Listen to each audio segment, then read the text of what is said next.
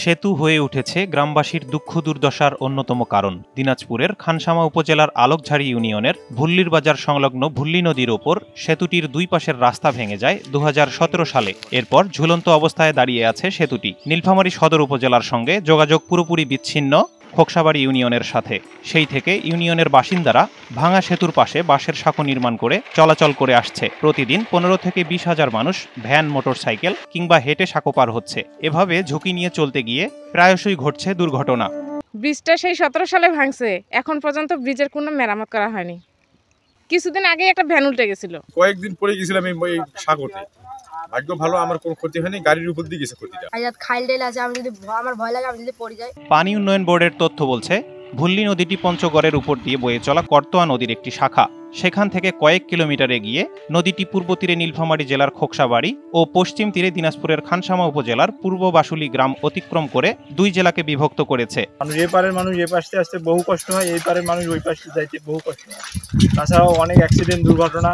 আর বিশেষ করে 2017 সালে এই ব্রিজ নষ্ট হওয়ার পরে আজ পর্যন্ত এখনো এটা কোনো উন্নতি হয় নাই। আশা করতেছি যে তার এই জন্য ব্রিজটা জন্য হয়, আমাদের যোগাযোগটা জন্য সুবিধা জন্য হয়। হবে এটাই শুধু শুনি, কিন্তু অদ্যবধি এটা হচ্ছে না। এই ব্রিজটা আজকে হবে, কালকে হবে, পরশু হবে, হচ্ছে না। আমূল সরকার চলে গেল, বড় নেতা কথা সবাই চলে গেল, অনেক নেতা কথা বলতেছে হ্যাঁ ব্রিজ হবে, ব্রিজ হচ্ছে না। সারাক্ষণের দুর্ভোগ মানুষ বলতেছে এখানে, কিন্তু ব্রিজটা হচ্ছে না কেন? হ্যাঁ, এটা আমরা জানতেছি। এই ঈদে জামা জুতো অ্যাকসেসরিজের ডিসকাউন্ট। কয়েক বছর আগে পারাপারের সময় বাঁশের শাঁখো থেকে পড়ে মোটরসাইকেল সহ গুরুতর আহত হয়ে হাসপাতালে একজন মারা যান।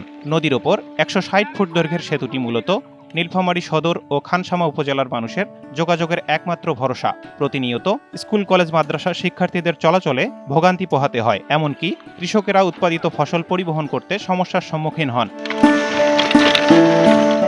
জানা গেছে 6 বছর আগে বন্যায় সেতুটি ভেঙে যাওয়ায় স্থানীয়রা চাঁদা তুলে নির্মাণ করেন এ বাঁশের সাঁকো। এ সাঁকো থেকে পানিতে পড়ে মৃত্যুর ঘটনা ঘটলেও কোনো উদ্যোগ নেয়নি কর্তৃপক্ষ। অলরেডি আমরা টেন্ডার করছি, টেন্ডার করার পরে মূল্যায়ন করা হয়েছে এবং ঢাকা থেকে মূল্যায়ন নিয়ে চলে আসলে হয়তো 1-1.5 মাসের মধ্যে আমরা কাজ শুরু করবো। আমি যোগ দেওয়ার পরেই প্রথম আমি যে সমন্বয় সভা করেছিলাম, টেন্ডারের সিদ্ধান্ত প্রথম সভাতেই নিয়েছিলাম এবং সেটি টেন্ডার আহ্বান করা হয়েছে।